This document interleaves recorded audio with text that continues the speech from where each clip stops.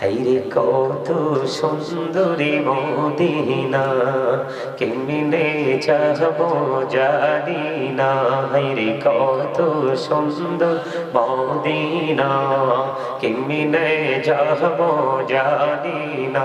হাইরে দয়া করো দয়াল আল্লাহ, দয়া করো নসিব করো মদিনা। লা ইলাহা ইল্লাল্লাহ, লা ইলাহা আহা নামাজে রোজা ছাইরো না, মা বাবাকে ভুইলো না। হাইরে জান্নাতে বাসী হইতে চাইলে, জান্নাতে বাসী হইতে চাইলে প্রাণ ভরে করো সাধনা। লা ইলাহা মহব্বতে ইল্লাল্লাহ, লা ইলাহা তুমি কাউরে বানাইলা সফিউল্লাহ, তুমি কাউরে বানাইলা নজিউল্লাহ। মোর নবীকে বানাইলা তুমি, মোর নবীকে বানাইলা তুমি।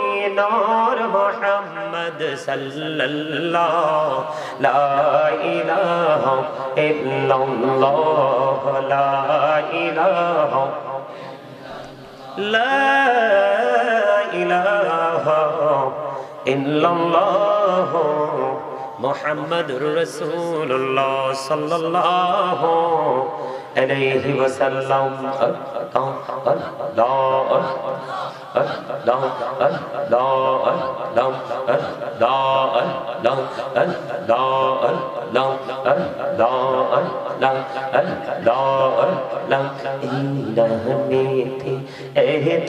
মধু এই নামেতে এত মধু জাহানি নে তো আগের দয়া, জাহানি নে তো আগে। যতই যাবি নামিটি তোমার, যতই যাবি নামিটি তোমার, তো তুই মধুর লাগে হৃদয়ার, তো তুই মধুর লাগে।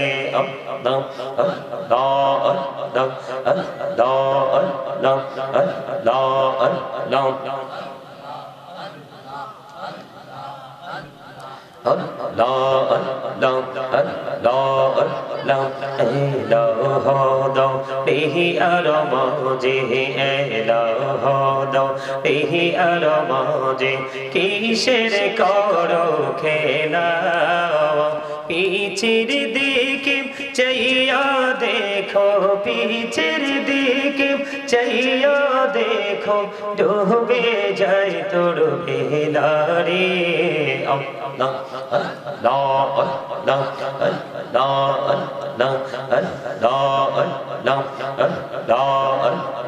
জীবন বড়িয়া করছি রে গোনা, জীবন বড়িয়া করছি রে গোনা, ক্ষমা করে দাও রে দয়াল, ক্ষমা করে দাও। হাইরে গোনা গোলে ক্ষমা করিয়া, গোনা গোলে ক্ষমা করিয়া, কবুল করে নাও রে দয়াল, কবুল করে নাও।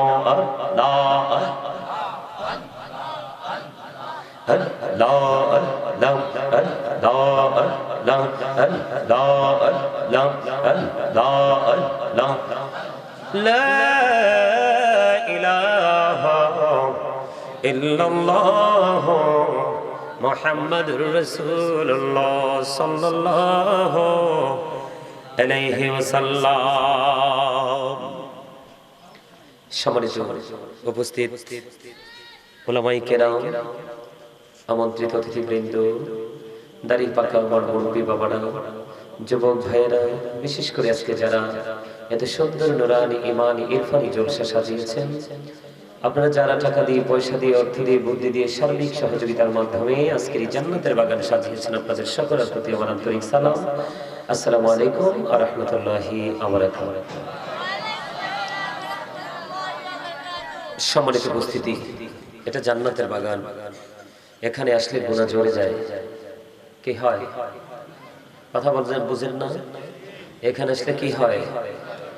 আল্লাহর প্রিয় হওয়া যায়, আল্লাহর রহমতের ছায়াতলে আশ্রয় পাওয়া যায়, এবং আল্লাহ রাব্বুল আলামিনকে রাজি করার অন্যতম একটা মাধ্যম হলো জিকির, যেটাকে আরবিতে বলা হয় জিকির, বাংলাতে বলা হয় স্মরণ, ইংলিশে এটাকে বলা হয় রিমেম্বার। আল্লাহ রাব্বুল আলামিন স্পষ্ট করে বলেছেন, ফাযকুরুনি আযকুরুকুম। আল্লাহ বলেছেন, remember me then I will remember you. তোমরা আমাকে স্মরণ করো, আমি তোমাদেরকে স্মরণ করব। ওমা, আপনি কি অসুস্থ হয়ে পড়ছেন নাকি? আমার পছন্দ না হলে আমি এখন নেমে যাব। নেক্সট যিনি আছে ওনাকে আমি ইনভাইট করব, নিজে ইনভাইট করব। কোন ওয়াজ করব? কমিটি যেটা বলছে এটা, নাকি আপনাদের পরিস্থিতির উপর নির্ভর করে? কোনটা? না না, আপনারা তো অসুস্থ। অসুস্থ মানুষের কাছে কি ট্রিটমেন্ট ছাড়া কি কোনো কিছু খাওয়াইতে দিলে খাবে? কথা কয় না। আপনারা সুস্থ? কে কইছে আপনাদেরকে সুস্থ? আপনারা সুস্থ? ইম্পসিবল। আপনারা সুস্থ নন। কয়েকজন আছেন সুস্থ, maximum weak. You are very weak, দুর্বল। কেন জানেন? আমরা সেন্সলেস, আমরা বিবেকহীন মানুষের মতো চলাফেরা করছি, আচার আচরণ। ইসলামটা কি আপনার আমার মনোনীত না আল্লাহর? আপনি আমি তো সবাই জানি। তো আল্লাহর মনোনীত ধর্মের মধ্যেই রয়েছে আপনার আমার পরিপূর্ণ পূর্ণাঙ্গ জীবন। ইন্না দীনা ইনদাল্লাহিল ইসলাম। ইসলাম হলো আল্লাহর মনোনীত ধর্ম। Islam is not only a religion but also a complete code of life. মারহাবা বলবেন না? আরে জোরে। এখানে গেটআপ দেখাইবার কোন স্কোপ নাই। আপনাদের সামনে রাসূলের শানে দরুদ পড়া হচ্ছে, আল্লাহর জিকির করা হচ্ছে। আপনারা বাক শক্তিহীন মানুষের মতো তাকিয়ে আছেন পলকহীন দৃষ্টি দিয়ে। আবার কেউ কেউ মাঝে মাঝে একজন আরেকজনের সাথে খুব চমৎকার ভাবে কথাও বলছেন। আজকে কিন্তু এখানে আপনাদের কথা চলবে না, চলবে যারা স্টেপ বাই স্টেপ একজন একজন করে, যাদেরকে আপনারা আলেমদেরকে ইনভাইট করেছেন, আমন্ত্রণ জানিয়েছেন, একজনের পর একজন আসবে, তারা কোরআন হাদিস থেকে কথা বলবে। এটাই হলো আজকের প্রোগ্রামের সিস্টেম, ঠিক কিনা বলেন? প্রফেশনালি যে একটা টিচিং প্রফেশন। আপনারা সবাই হলেন আজকের জন্য স্টুডেন্ট, ছাত্র, আর যারা আলোচক তারা হলেন শিক্ষক। মেনে নিতে পারবেন সেটা? কথা বলে না? আরে জোরে। আপনাদের তো গেট আপ এখনো যায় নাই। আপনি আজকে সন্ধ্যায় আছেন, কালকে যে থাকবেন গ্যারান্টি আছে? আজকে সুস্থ আছেন, কালকে পর্যন্ত অসুস্থ থাকবেন এই গ্যারান্টি আছে? আজকে পেট ভরে খেয়েছেন অথবা কম করে খেয়েছেন, আগামীকালকে ঠিক সেম খেতে পারবেন, এরকম কি আপনার কোনো গ্যারান্টি আছে?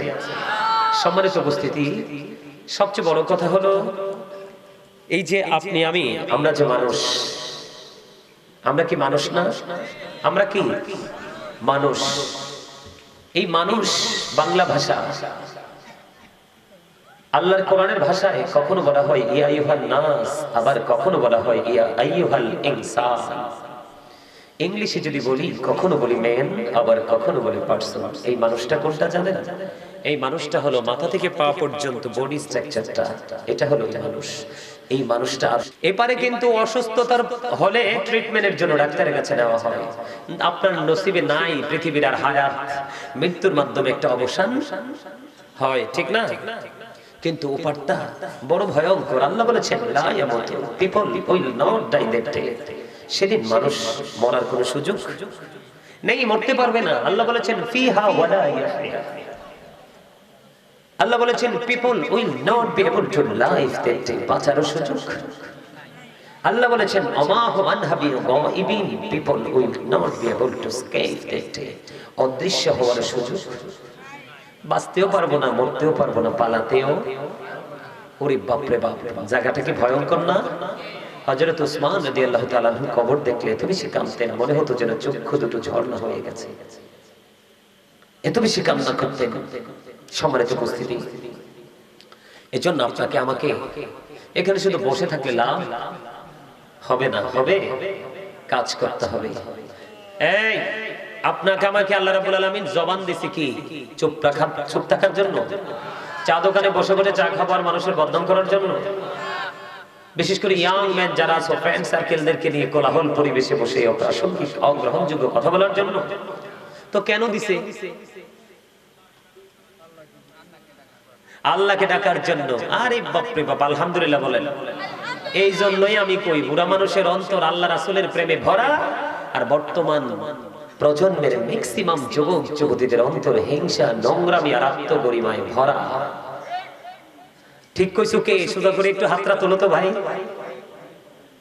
তারা আসলেই মানসিকভাবে অসুস্থ। আপনাদেরকে আমি কি বলছি? দেহ এবং আত্মা। দেহের মধ্যে আত্মা না থাকলে আপনি আমি নাই, আত্মা থাকলে আপনি আমি আছি। তাইলে এখানে কি আপনার দেহটাকে শো করবেন নাকি লগে আত্মাটাকে? তো আত্মাটাকে যদি রাখেন তাহলে আপনারা এত দুর্বল হয়ে পড়ে আছেন কেন? নাকি পীর সাহেবের জন্য? পীর সাহেব তো আসবে, যেহেতু আজকে উনি সিফ, অবশ্যই আসবে। আসবে না তো আপনাদের মন খারাপ করার কি আছে? আল্লাহর ওলিদের কাছে যাওয়া যায় না? তাদেরকে ওসিলা হিসেবে তাদের কাছে যাওয়া যায় না? যায়। এটা বিশ্বাস করেন? কে কে বিশ্বাস করেন? হাত তুলেন তো দেখি। না না না না, হাত নামান। আল্লাহর ওলিদের কাছে যাওয়া যায় না? তো আপনাদের হাত এমনি এমনি উঠে কা?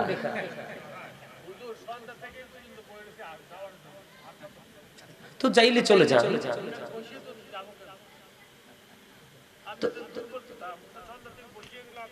আপনি রাগ হইতেছেন কেন? হ্যাঁ অবশ্যই বলবো, কারণ বক্তা এবং শ্রোতার মধ্যে থাকতে হয় আকর্ষণ এবং বিকর্ষণ। আমি যে দুরূদ পড়ছি বলেন তো, আওয়াজটা কি মিষ্টি হইছে? হইছে? জিকির জি করছি, জিকিরটাকে মিষ্টি হইছে? এই আল্লাহ রাসূল, আল্লাহ রাব্বুল আলামিন বলতেছে ফাযকুরুনি আযকুরুকুম। আল্লাহ বলতেছে remember me then I will remember you. তোমরা আমাকে স্মরণ করো, আমি তোমাদেরকে স্মরণ করব। এই এত সুন্দর জান্নাতের বাগানে এসে আমরা স্মরণ করতে পারতেছি না। আমরা আসলে দুর্বল না? অবশ্যই দুর্বল। আপনারা মানেন বা না মানেন, আমি আমার কনফিডেন্স থেকে বলছি। আপনারে জবান দিছে, একজনকে বুবা বানাইছে, আর আপনারে জবান দিছে। কেন দিল? আল্লাহ বলছে আল্লাহকে ডাকার জন্য, আর আল্লাহ রাসূল দিয়েছেন খুব চমৎকার সমাধান। আল্লাহ রাসূল বলেছেন জিকিরটা জবান দিয়েও করা যায়, অন্তর দিয়েও করা যায়। জবান এবং অন্তর দুটো মিলে যে জিকির করা হয়, এটাই হলো সবচেয়ে উত্তম জিকির। এইটা এখানে আপনি অন্তর দিয়ে মনে মনে জিকির করার জায়গা না। এই জিকির করবেন আপনি ঘরে, বাড়িতে, একা একা।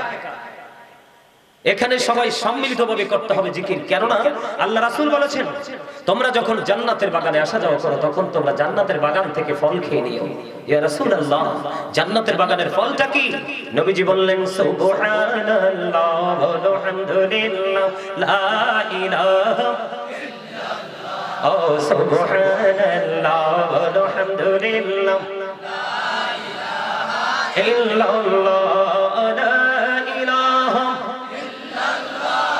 লা ইলাহা ইল্লাল্লাহ কুরসি কুরসি লৌহ কলম সৃষ্টি যার ওসিলা আলী যে আল্লাহ খুশি হইয়া নাম রাখলেন হাবিবুল্লাহ। সুবহানাল্লাহ আলহামদুলিল্লাহ লা ইলাহা ইল্লাল্লাহ লা ইলাহা ইল্লাল্লাহ লা ইলাহা নামের সাথে নাম মিশাইও যারে আল্লাহ পাঠাইলা যে আল্লাহ দোস্ত বলে তার প্রেমে মজিলা। সুবহানাল্লাহ আলহামদুলিল্লাহ লা ইলাহা ইল্লাল্লাহ লা ইলাহা ইল্লাল্লাহ মুহাম্মাদুর রাসূলুল্লাহ সাল্লাল্লাহু আলাইহি ওয়াসাল্লাম। আলহামদুলিল্লাহ বলেন। এই যে এই শুরুতে যে আওয়াজ দিয়েছেন আর এখনকার যে আওয়াজ দিয়েছেন, কোনটা ভালো লাগছে কোন? লবণ না দিলে যেমনি খাবার মজা হয় না, আর মজা না হইলে যেমনি খাওয়া যায় না, ঠিক জান্নাতের বাগানে আসলেও প্রেম নিয়ে আসতে হবে। আপনি যতক্ষণ আল্লাহ রাসূলের সাথে প্রেম করতে না পারবেন ততক্ষণ পর্যন্ত আপনার কাছে কোনো আমলই মজা লাগবে না। আর আমল যদি মজা না লাগে তাহলে কখনোই আপনার আমল করতে মনেও। আপনারা চুপ করে বসে থাকলে কি আমার লস আছে নাকি? আপনার পিঠে নেগেটিভ দুইটা সিল পড়বে। কয়টা? একটা হলো কৃপণতার, আর একটা হলো অহংকারের। কার? অহংকারকে আপনার আমার করা সাজে? কতদিন বাঁচবো সেটাও জানি না, সুস্থ কতদিন থাকবো সেটাও জানি না, কত বছর পরে বুড়ো হবো সেটাও জানি না, সন্তান বিদেশে কবে যাবে টাকা দিয়ে রাখছি সেটাও জানি না, যেটা আছে এটা কবে আসবে সেটাও।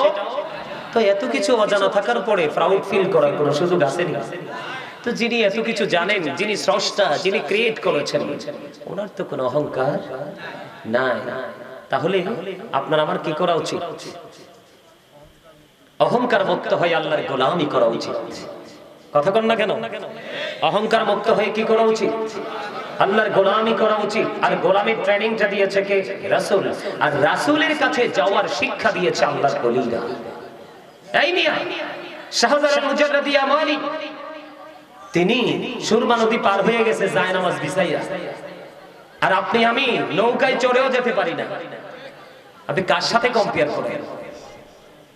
আল্লাহ রাব্বুল আলামিন বলেছেন, join with my dear people, come to my paradise. আল্লাহ বলেছেন, ফাদখুলি ফি ইবাদি ওয়াদখুলি জান্নাতি। অস্বীকার করতে পারবেন? আর যারা বলেন কার কাছে যাইতে বলছে? আল্লাহর যারা গোলামি করতে করতে আল্লাহর প্রিয় হয়ে গেছে। শাহজালাল মুজাদ্দিদ ইয়ামানি কি আপনার আল্লাহর প্রিয় হয়নি? কথা বলেন না কেন? এগুলো ইমানে গলত থাকলে এই ধরনের কমেন্টস আমাদের মধ্যে আসে। বাংলার জমিন ইসলাম আনছে কে? আরে যারা বলেন আনছে কে? আপনি সত্য না বললেও সত্য, আর আপনি মিথ্যা স্বীকার না করলেও মিথ্যা। আল্লাহ বলেছেন আকুলু কাওলান সাদীদা। আল্লাহ বলেছেন সে দা রাইট থিং, সত্য কথা বলো, সঠিক কথা বলো। আজকে ইসলামের প্রাণ খুলে ইসলামের কথা বলতে পারতেছি, ইসলামী রঙে রঙিন হয়ে নিজের জীবন বাস্তবায়ন করতে পেরেছি আল্লাহর ওলিদের কারণে। আল্লাহ বলছেন না ওয়াবতাগু ইলাইহিল ওসিলা? কথা বলেন না কেন? আল্লাহ বলছেন না উসিলা খোঁজার জন্য? সেই উসিলাটা কি? আল্লাহ বলেছেন আকুলু মা'আস সাদিকিন, ট্রুথফুল ম্যান, সত্যবাদী লোক। সাদিকিনের ব্যাখ্যা এসেছে তাফসীরে রুহুল বায়ানের মধ্যে আল্লাহর ওলিদের কথা, তাফসীরে মাযহারির মধ্যে এসেছে আল্লাহর ওলির কথা, তাফসীরে কদরির মধ্যে এসেছে হক্কানি আলেমদের কথা।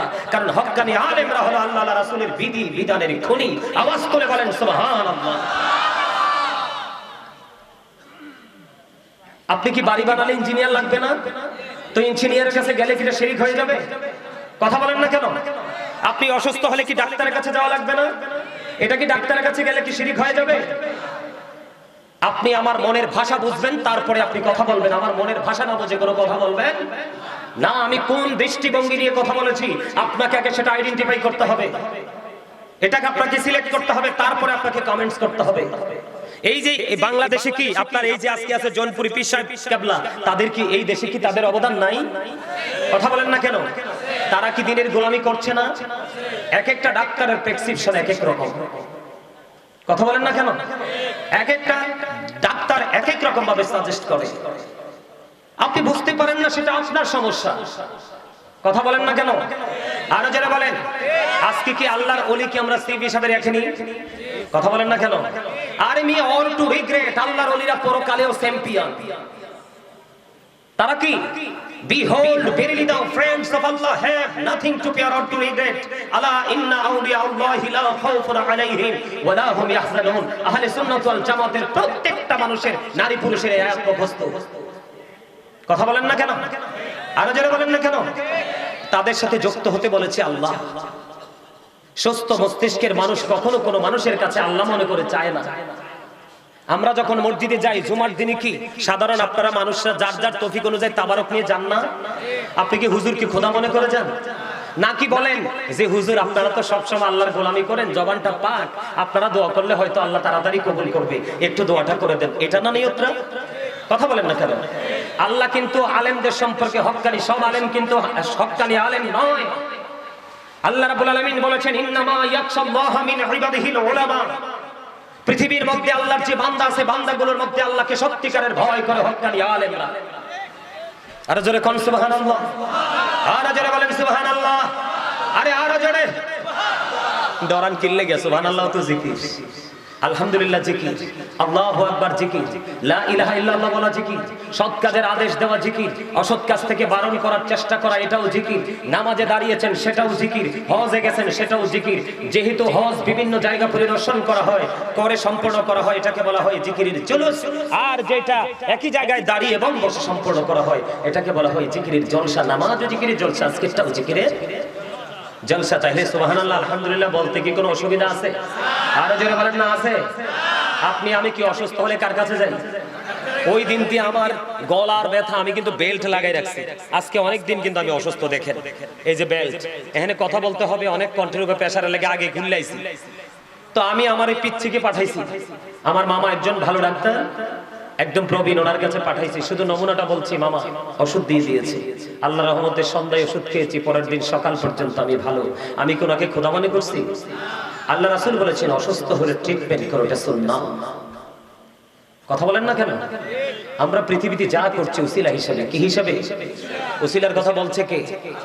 আপনি যদি না গ্রহণ করেন এটা আপনার পার্সোনাল ম্যাটার, কিন্তু প্রভাব সবার উপরে ফেলা যাবে। কথা বলেন না কেন? আমার কথা কি আপনারা বুঝেন? আরো জোরে কোন? আচ্ছা, নামাজ পড়া শিখাইছে কে? হুজুররা। ছোটবেলায় কোরআন শরীফ পড়া শিখাইছে কে?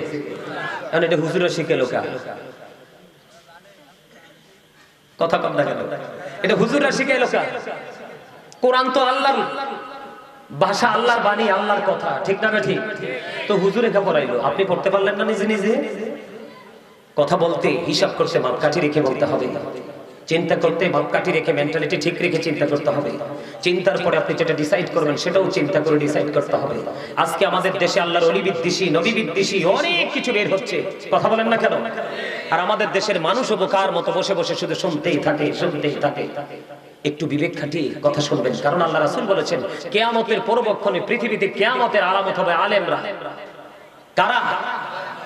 সাধারণ মানুষের কোনো দোষ নেই, সাধারণ মানুষ আলেমদেরকে ভালোবাসে, এটা বাংলাদেশের একটা নিয়ম, রীতি, একটা সংস্কৃতি, ঠিক না? আপনার এরিয়াতে দেখবেন আপনারা সবাই ভালোবাসবেন। আমার এরিয়াতে, আমি যেই মাহফিল থেকে আসছি, বিশ্বাস করেন আমার জীবনে আপনাদের এটার চাইতে আর বড় হোক আপনার প্যান্ডেল, মুরব্বীদের আচরণ দেখে আমি পুরো মুগ্ধ হয়ে গেছি। মানে এত প্রেম তাদের সিনায়। সম্মানিত উপস্থিতি, ধর্মীয় যত শিক্ষা আমরা কার থেকে নিছি? আলেমদের থেকে। এটা কি আল্লাহ মনে করে গেছি? কথা আল্লাহ। আমরা সিস্টেমে আসছে, সিস্টেমে পৃথিবীতে আলেমরা কিতাব বোঝে, কারণ পৃথিবীর ধন আল্লাহ যাকে ইচ্ছা তাকে দেন, কারণ এই ধন সবাই পছন্দ করে। কিন্তু কোরআন হাদিসের গান আল্লাহ যাকে ইচ্ছা তাকে দেয় না, যাকে বেশি ভালোবাসেন তাকেই দেন সেই গান। আর সেই গানের আলোতে সে সমাজকে অন্ধকার থেকে আলোর দিকে নিয়ে আসে, ঠিক কিনা বলেন? আর সেটার ধারাবাহিকতা করেছে কে? আল্লাহর ওলিরা। কারা? এই বাংলাদেশে কে ধারাবাহিকতা সৃষ্টি করেছে? আমি আপনাদেরকে ছোট্ট একটা এক্সাম্পল দেই। খাজা গরিবে নওয়াজের কি অবদান নাই? হিন্দুস্তানি কি মুসলমান বানাই নাই? আমি আপনাদেরকে আল্লাহর ওলিদের পাওয়ার সম্পর্কে ছোট্ট একটা বলে, আল্লাহর ওলিদের কারামত হাসানা মিসা। আপনারা বিশ্বাস করেননি সবাই? কথা কন না কেন? সবাই বিশ্বাস করেন না? করতে হবে, নাইলে 100% ইমানদার হতে পারবেন না। খাজা গরিবে নওয়াজ যখন হিন্দুস্তানের জমিনে সর্বপ্রথম কদম দিলেন, হাঁটতে হাঁটতে হাঁটতে হাঁটতে তিনি বিশাল একটা মাঠ, এর মধ্যে একটা অংশে দেখলেন চমৎকার একটা গাছ, গাছের নিচে খুব ছায়া। তখন উনি সহ ওনার সঙ্গীরা গাছটার নিচে বসতে চাইলেন। এখন রাজা পৃথিরাজের তৎকালীন সময়ে রাখাল যারা উটগুলো চড়ায়, রাখাল এসে বলে আপনাদেরকে তো মনে হয় আপনারা বিদেশি মেহমান। কয় হ্যাঁ। এখানে কি করেন? আমরা একটু বিশ্রাম করবো, একটু ক্লান্ত হয়ে গেছে কিছুক্ষণের জন্য। কয় না না, এখানে বিশ্রাম করা যাবে না। তার কারণ হলো এটা পৃথিরাজের উটের বিশ্রামের জায়গা। কাকে বলে? যিনি সিস্তিয়া তরিকার ইমাম খাজা গরিবে নওয়াজ, ওনাকে বলতেছেন। উনি অনেক রিকোয়েস্ট করলেন যে বাবারে, এটা তো বিশাল বাগান, আমি তো এখানে কিছুক্ষণের সব একটা অংশে একটা কোণে আমি একটু বিশ্রাম করব, আমাদেরকে একটু বিশ্রাম করতে দাও। কয় না, এখানে বিশ্রাম করা যাবে না, এটা পৃথিরাজের উটের বিশ্রামের জায়গা। তো এবার খাজা গরিবে নওয়াজ চলে যাচ্ছে আর বলতেছে যেহেতু এটা উটের বিশ্রামের জায়গা, তাহলে উটে বিশ্রাম করুক, তাকে উঠাই কে? তার মানে উট যখন বিশ্রামে আসবে তাকে উঠাই কে? বলে খাজা গরিবে নওয়াজ। উনি ওনার সঙ্গীদেরকে নিয়ে আনা সাগরের তীরে চলে গেলেন। দিন চলে গেল, রাত্র হলো, সকাল যখন হলো, উটগুলোকে মাঠে চড়ানোর সময় হলো, তখন খাজা গরিবে নওয়াজ তখন তিনি চলে গেছেন ওনার গন্তব্যে। এখন এসে দেখে উটগুলো যেভাবে শুয়ে আছে ঠিক সেইভাবে শুয়ে আছে, পড়ে আছে যেটা যেখানে। এখন তারা চেষ্টা করতেছে উটটাকে উঠানোর জন্য, কিন্তু পারতেছে না। কি করতে পারতেছে না? পাট উঠাইতে পারতেছে না। পরে খাজা গরিবে নওয়াজের জীবনীতে পাইলাম আপনার উটগুলোকে বেত দিয়ে পর্যন্ত মারা হয়েছে, উটগুলোর চোখ দিয়ে পর্যন্ত পানি বের হয়েছে, কিন্তু উটগুলো উঠতে পারতেছে না। এই দৃশ্য দেখে তখন পৃথ্বীরাজের রাখাল চলে গেল পৃথ্বীরাজের কাছে, যাইয়া পুরো ঘটনা যখন বিস্তারিত খুলে বললেন, খুলে বলার পরে আবার তিনি বলতেছে, আমার মা আমাকে ভবিষ্যৎবাণী করে গেছে, বিন্দিসি মেহমান মুসাফিরের কাছে আমি পরাস্ত হব, না জানি সেই মুসাফির এই দেশে কদম দিয়েছে। সুবহানাল্লাহ বলেন না? আরো জোরে বলে। আপনাদের গরু কি, আপনাদেরকে আলের গরু খাজা গরিবে নওয়াজ এসে নিয়ে গেছে, নাকি পাকা ধান কেটে নিয়ে ঘরে পুরাইছে? এই মিয়া ওনাদের মতো আল্লাহর ওলির এই দেশে আসছে বিধায় আজকে আমরা ইসলাম পেয়েছি, ইসলামের রঙে রঙিন হতে পেরেছি। এবার কি করলেন? এবার বলতেছে, তিনি বলতেছে, আমার কাছে মনে হচ্ছে না জানি সেই বিন্দেশি মেহমান চলে আসছে। একটা কাজ করো, তোমরা ওনাকে খুঁজো, কোন পথে গেছে। খুঁজতে খুঁজতে আনা সাগরের তীরে ওনাকে গিয়ে পেলেন। পাওয়ার পরে ওনার কাছে সরিটরি বলে মাপটাপ চাইলেন। চাওয়ার পরে বললেন, আমরা বুঝতে পারিনি, আপনি আমাদেরকে ক্ষমা করে দেন। আমাদের উটগুলো যেইভাবে পড়েছে ঠিক সেইভাবেই পড়ে আছে, আপনি যেইভাবে বলেছেন ঠিক সেইভাবে পড়ে আছে। খাজা গরিবে নওয়াজ বললেন, যাও তোমরা চলে যাও, তোমরা গিয়ে দেখবে তোমাদের উটগুলো ফ্রি। আসলে আয়সা দেখে, দৌড়ে এসে দেখে উটগুলো দাঁড়িয়ে দাঁড়িয়ে আপনার চিবিয়ে চিবিয়ে খড়কুটা খাচ্ছে। আল্লাহর ওলির এই কারামতকে আপনি অস্বীকার করতে পারবেন? অস্বীকার করার সুযোগ আছে? আরো জোরে বলেন। শাহজালাল মুজাহিদি আমনির অতীত জীবনী খুঁজে দেখেন, ওনার জীবনে কত কারামত আছে। আপনি সেই জগতে ঢুকতে পারেননি, জানেন না, কিন্তু কমেন্টস করার আগে বুঝে শুনে করতে হবে। ওনাদের মতো মর্যাদায় আমরা যেতে পারবো না। সম্মানিত উপস্থিতি, তারা কিভাবে ওই পর্যন্ত গেলেন? জিকির করতে করতে, রাসূলের সাথে প্রেম করতে করতে। এখন তো আমাদের দেশে রাসূল প্রেমী নাই, আছে? ম্যাক্সিমাম ইমাম সাহেবরা দেখবেন এশার নামাজের আগে 4 রাকাত সুন্নাত পড়ে না। আপনারা দেখেন, আমরা দেখি ম্যাক্সিমাম ইমাম সাহেব দেখবেন আসরের আগে 4 রাকাত সুন্নাত পড়ে না। জুম্মার দিনে দেখবেন সোজা এসে মিম্বরে চলে যায়, মেহরাবে চলে যায়, সুন্নতের লোকে দেখা নাই। আবার পরেও অনেক সুন্নাত নফল ছেড়ে দেয়। এটা কখনোই রাসূলের আদর্শ হতে পারে না, এটা কখনোই রাসূল প্রেম হতে পারে না। আল্লাহ রাসূল যদি নামাজে দাঁড়িয়ে নামাজ পড়তে পড়তে পা মোবারক ফুলে লহু মুবারক বের হতে পারে, মিয়া আপনার আমার পা থেকে মাথা পর্যন্ত অপরাধের কোনো কমতি নেই। আপনার আমার আরো বেশি দাঁড়িয়ে থাকার কথা। আমরা দাঁড়াইতে পারি না, তার কারণ আমাদের মধ্যে অনেক বেশি অহংকার। আল্লাহ কই আল্লাহর জিকির করতে, আপনি আমি জিকির করতেছি দুনিয়ার এবং বড় লোকদের। কার কথা বলেন না কেন? এরকম না বিষয়টা? দুনিয়ার এবং বড় লোকের। আল্লাহ কুরআন শরীফে সূরা আলে ইমরানের 185 নম্বর আয়াতের শেষ অংশে বলে দিয়েছেন, এই জিকিরটা ধোঁকা, এই শরণটা ধোঁকা। আল্লাহ বলেছেন, ওয়াল হায়াতুদ দুনিয়া ইল্লা মাতাউল গুরুর। কোরআন শরীফের 19 পারা সূরা শুআরার 88 নম্বর আয়াত খুলে দেখেন, আল্লাহ বলেছেন, ইয়াউমা লা ইয়ানফাউ মালু ওয়ালা বানুন। আপনি যে ধোঁকার মধ্যে পড়ে, প্রতারণার মধ্যে পড়ে যে আপনি যে জমা করতেছেন, কার জন্য? সন্তানের জন্য, বিবির জন্য, তাই না? আল্লাহ বলতেছে এগুলো তোমার কোনো কাজে আসবে না। কোনটা আসবে? এখানে যেটা করতেছেন, মসজিদে যেটা করতেছেন, একটু আগে যেটা বললাম, ভালো কাজের জন্য ডাকবেন, মন্দ কাজ থেকে মানুষকে দূরে রাখার চেষ্টা করবেন, আপনি নামাজ পড়বেন, তৌফিক অনুযায়ী হজ করবেন। সবচেয়ে মজার জায়গা হলো আমরা কিন্তু এখন রাসূলের প্রেমে দরুদও আমরা পড়তে চাই না। এখন তো বেদাত ফতোয়া দেয়, কথা কন না কেন? বেদাত বলার মানুষ আছে না? যেই নবীরে ভালোবাসা ঈমান, যেই